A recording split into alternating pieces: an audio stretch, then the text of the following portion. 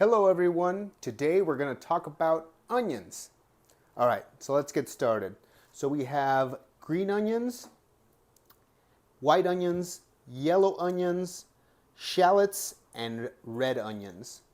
So here, green onions are the only ones that go in the refrigerator, but you don't want to put them in a bag, you want to put them loose. So, and when you buy them, you want to make sure that they're really green, really not wilted, not like these. These have been sitting out a little bit.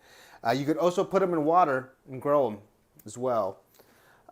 These are white onions. These are, after these two are the best for using raw, but white onions are a lot what you put on tacos, what you want to put on something that you want to eat the onion fresh, maybe a hamburger, usually goes best with white onions.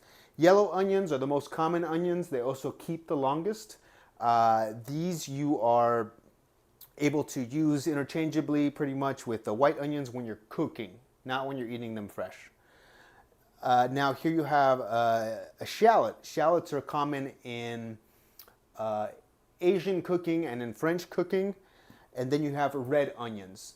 Red onions are best, where they have a very distinct taste, and they're best when you use them as onion as being a very forward ingredient. So you're talking about like a ceviche, where you want those red onions to be in there. Sometimes a salad, you want the red onions to have their own taste. Biggest thing to remember, these are the strongest tasting, and these are the lightest tasting. I also didn't mention spring onions. Spring onions look a lot like these, but they're really good for grilling, but they're not the same thing. They're actually baby versions of these. And sometimes, if you're lucky, you can find them in different colors too. But if you're able to find those in the spring, I'd get those as well. Now I'm going to show you how to cut an onion. So the thing you have to keep in mind with onions is that the cells in the onion are long ways with the onion. That meaning when you cut them, that's when they start releasing the chemicals that make you tear up.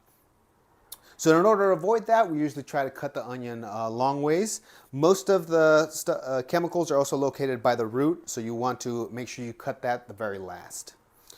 So first thing you do, unless you're cutting whole slices, is cut the onion long ways.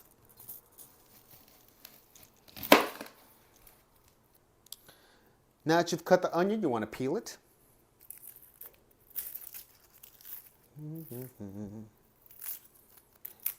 You can always just peel off the skin, but I usually peel off the first two layers, mostly because it's easier.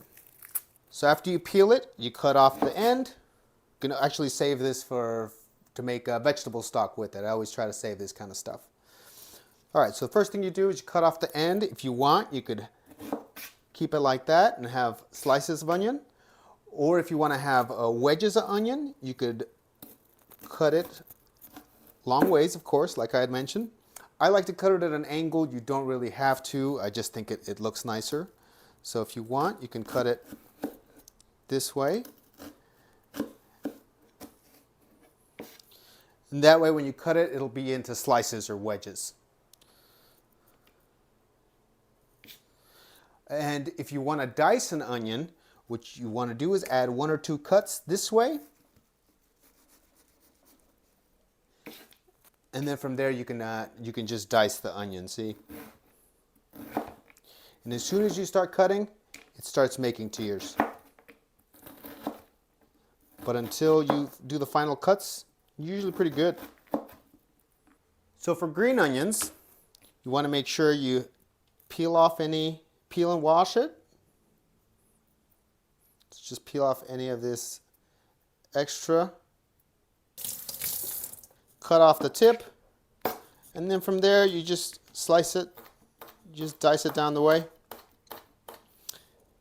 And you can use green onions all the way up to where it starts turning a dark green. Chop, chop, chop, chop, chop, chop. Well, I hope you enjoyed our introduction to onions and that you found this video useful. Please check out our other videos soon. Good luck.